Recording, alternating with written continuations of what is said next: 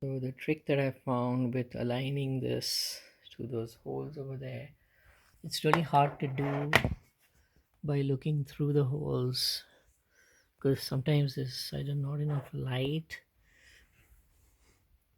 I suppose I could create more light, but it's rather harder to do.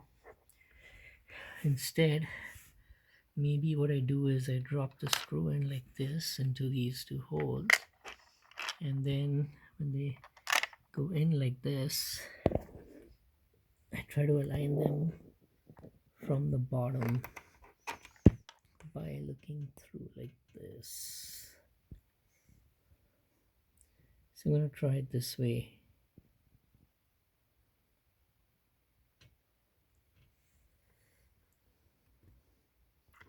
Yeah, I think this probably works out better.